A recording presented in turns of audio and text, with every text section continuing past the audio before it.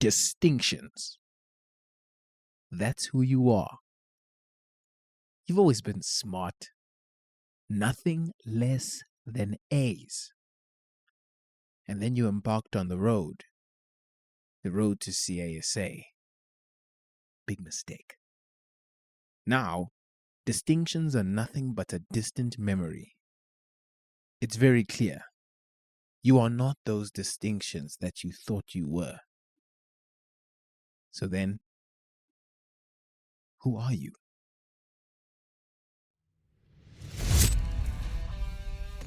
Today we are joined by Tshirelesto Malungana, aspiring CA, having passed the CFA level 1, audit senior at EY, videographer and content creator. We chat about the shifting and shaping of our identities on the long road to CASA.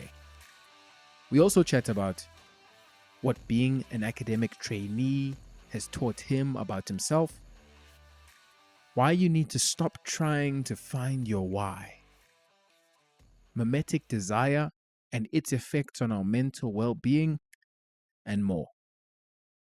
I hope you enjoy.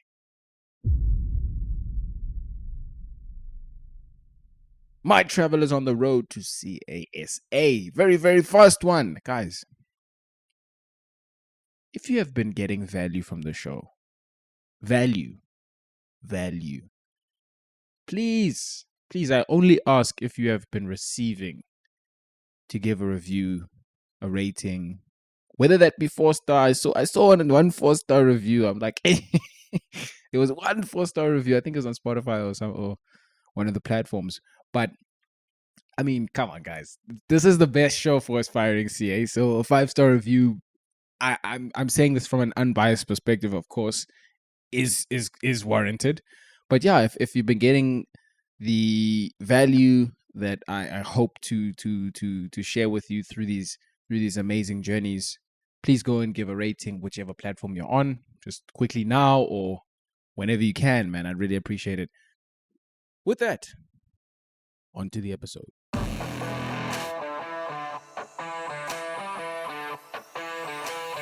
Welcome back, my people. This is the Road to CA podcast, the show for aspiring chartered accountants to inspire, empower, and inform the difference makers of tomorrow. Guys, today, we're joined by the builder.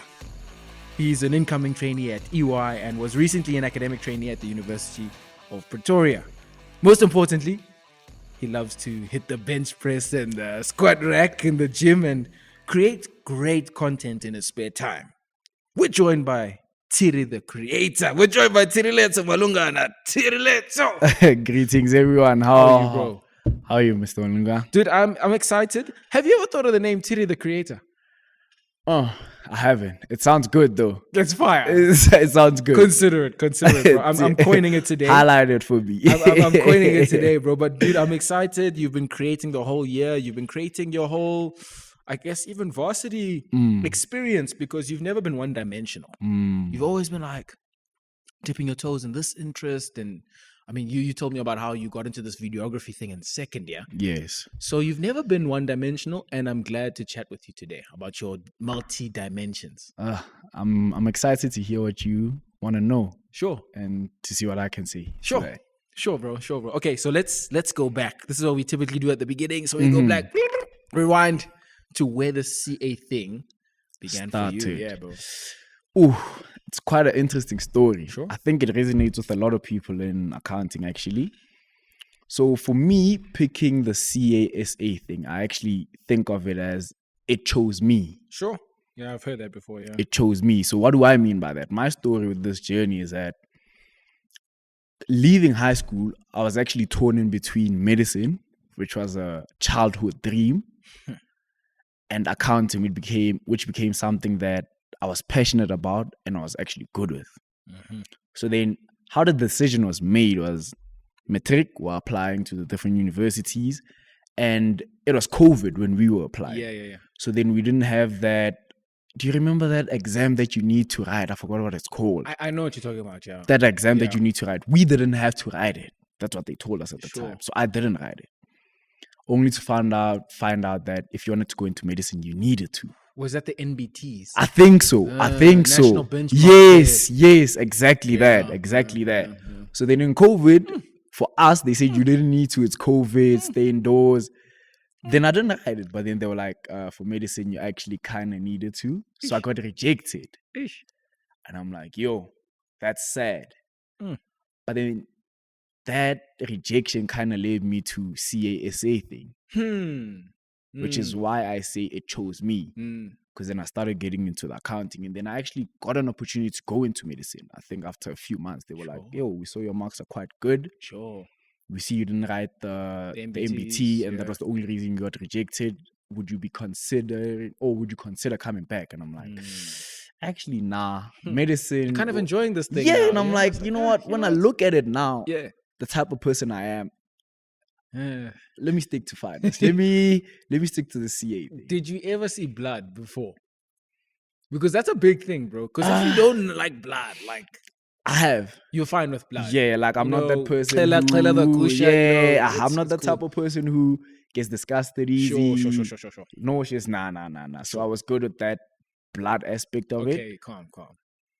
But from a very fundamental level, now that I know what they do, and hey, they can stay over there. Sure, bro. They can stay over there. CASA chose me, bro. That's a common one. It's often that CA was like the backup that people kind of fell into. But now my thing around it is just it's an important pill to swallow that you need to get creative with the CA. You need to get creative because it's not I don't think it's a very good narrative to be like, I just settled. Fair.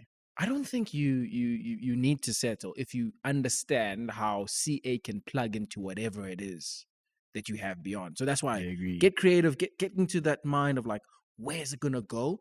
It will not end, it will begin, kind of thing. But also, can we talk about your greatest challenge on this road so far, right? Which is CTA. As we've all been through. Yes. If you're obviously a trainee and if you're a CA, what was, and you said, I quote, "It built me, but it broke me." What was it that broke you? Ooh. So CTA was different. Sure. Different in the sense that it required something different from you. So undergrad, I think I was cruising, if I'm being honest. I was doing my work, I won't lie, studying, but then I did enough to get by. With CTA, I remember there was this click or instant realization, and it was actually during a year test 1. I'm writing year test 1, I forgot what module it was. And then mid-test, I was speaking to myself and I'm like, this year is going to require something that you haven't done before, boss. Something new. Yeah, like something you haven't done, a level you haven't tapped into. This is what it's going to take for you to get over the line. And I think that, in essence, captures what my CA journey was just tapping into a different level of yourself on so many different things, where even the small things, you have to just tell your friends, I can't go out now. That's different. Because I can go out. Undergrad, gents, just give me until 6. Let me finish studying this. Exactly. Give me a few hours. I'll be there. Yeah, fast. I'll be there fast. You get me? You get me? But then now I actually have to say, no, gents, I can't do it. Sure. Now I have to say, okay, you eat 3 meals a day to maintain your gym physique. Sure. Cut it down to 2. You need to study. If you chow 3, you fall asleep. So it's those small things that actually tell the whole story of you're going to need to do something different. Tap into a side of you that you might not have known you had at the start. You're always, that's what I love about the journey. You're always discovering something within yourself. There's always something new. And like, have you heard of the hero's journey? No, So no, basically, it's a storytelling trope Mm. of how the great heroes within any story progress. no. Mm. And we think of typically like stories as plot driven, but Yeah. actually they're fundamentally usually character driven. And basically the hero's journey is this archetype uh, that was coined by Joseph Campbell. He was like a great literary mind. Mm-hmm. And basically you find it in Star Wars. George Lucas read about his hero's journey in the Hero with a Thousand Faces. That's the book that this idea comes from. Mm-hmm. And you find it in Star Wars, you find it in the Iliad, you find it in the Odyssey, you find it in all these hero stories, Yeah. right? It's always a character thing. Mm. It's always about who are you becoming Fair. in the struggle, Throughout the journey. throughout the journey, Mm. through the journey, because it's the CTA that showed you that there's a new Tshireletso that's gonna have to blossom, that's gonna have to metamorphosize, because the one from undergrad is like, dude, that thing was a big thing.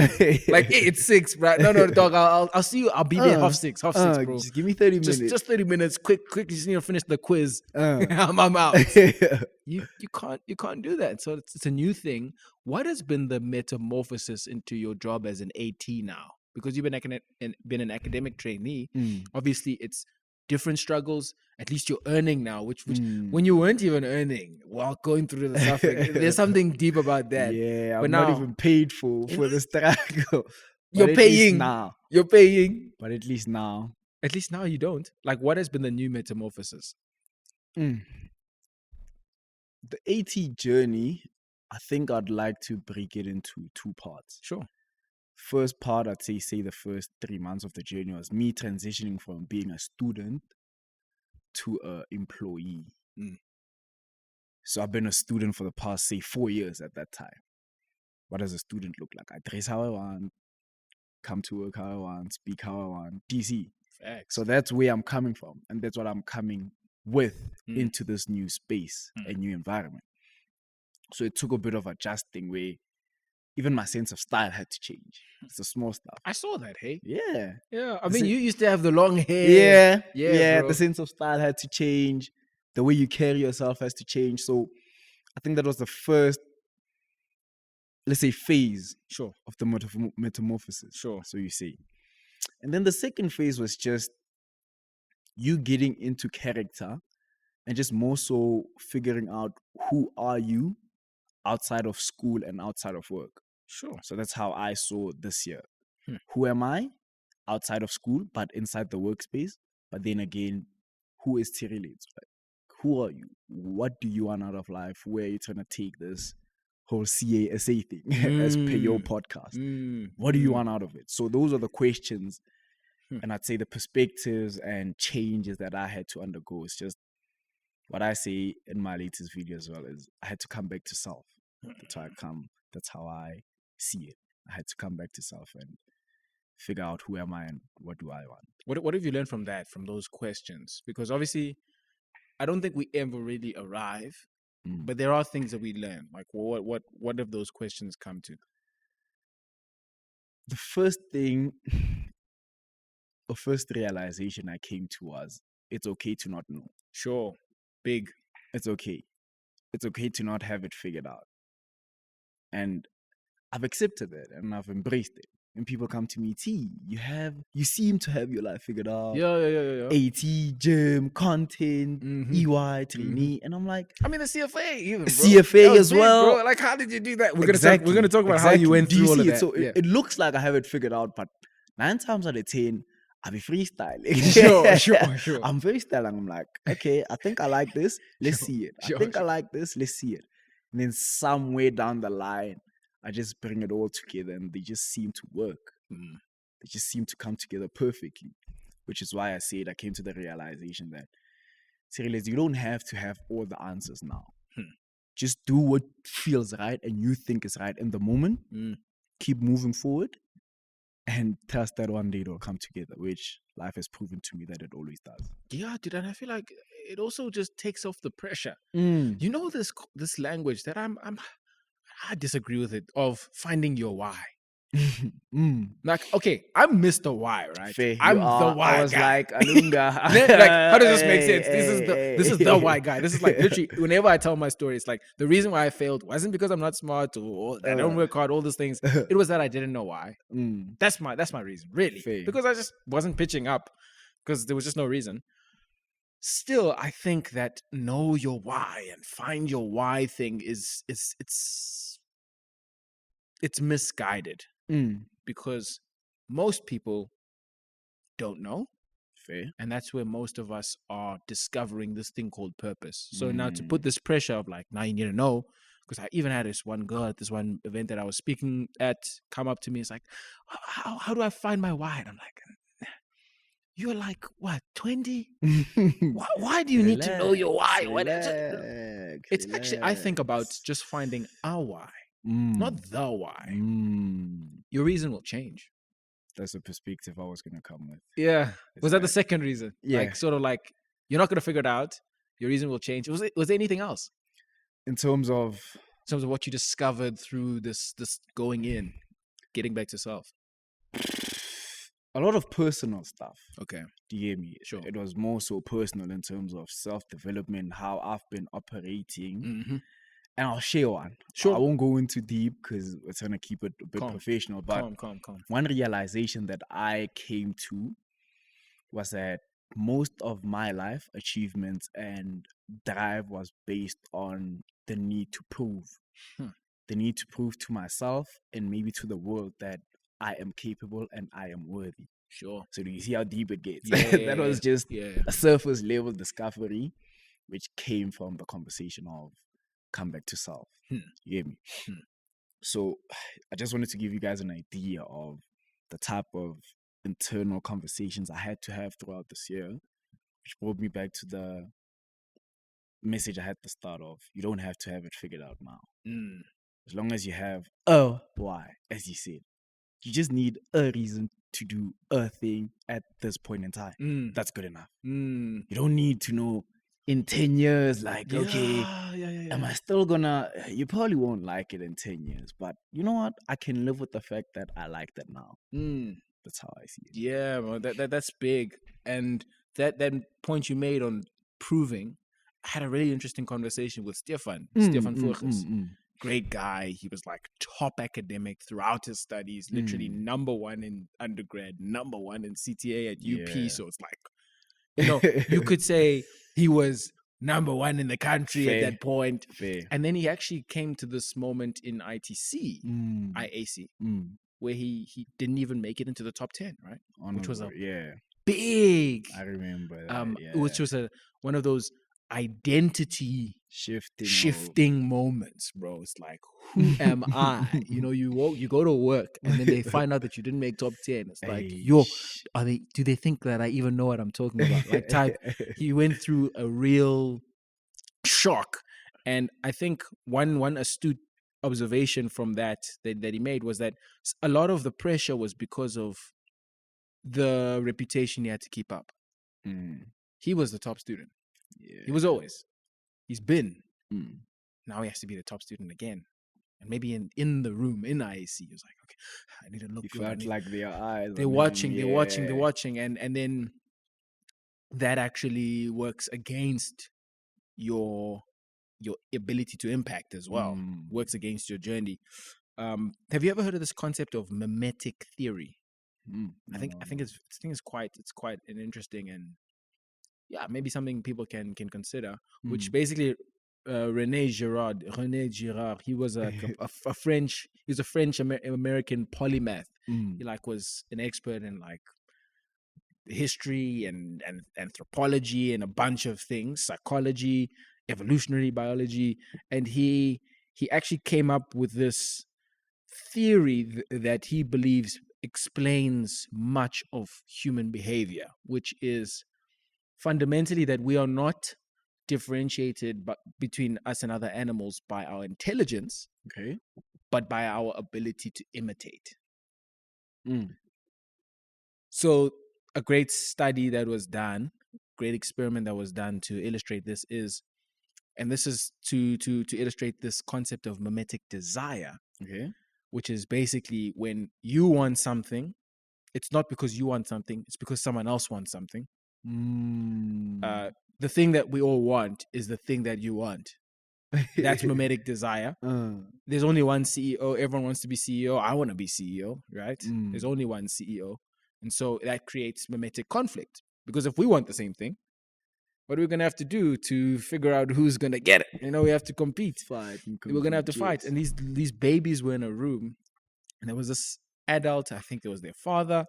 And there were a bunch of toys in the room that the babies had to pick. So the babies go to the toy. They take the toy. They've each got their own toy. The father comes in and says, kind of gestures that he likes this one baby's toy. The other two babies who already had a toy are busy fighting for the baby who has the toy that the adult likes toy. And that explains so much of our behaviors as humans. As humans. Why do we want to wear Jordans? It's not actually because we like Jordans. It's because we want to, as the marketing campaign says, be like Mike. And so desire is actually triangular. It's not actually it's not a linear function of just you want this. You want this. It's not object, or rather subject wants the object of the shoes. Me, I'm the subject. The object is the shoes. It's actually a function of the subject, the model, and the object. Michael Jordan wants those shoes. I want those shoes. And that explains a lot of why you look at other people in order to see whether or not you're worthy, right? You look for other people's recognition to validate that, okay, I'm doing the right thing. You don't, oftentimes it's a very subconscious thing. You don't actually want what you want. You actually want other people to see that you've got that thing. That you have what you claim you want, type of kind of thing, bro. So if anyone's going to take anything from that, dude, to get practical into your AT learnings, right? From a study perspective, because now you have consulted, tutored endlessly throughout the year, and obviously you've had to mark, and so you understand what students are missing and whatnot. Like, what are the three things practically that if a student just does these things, like if you could only name three things, simple things, the like keystone things that if they did, they would transform the entire academic life. Like, what would those three things be? This is a universal one. Yeah. First one. To be continued in part 2. See you next week.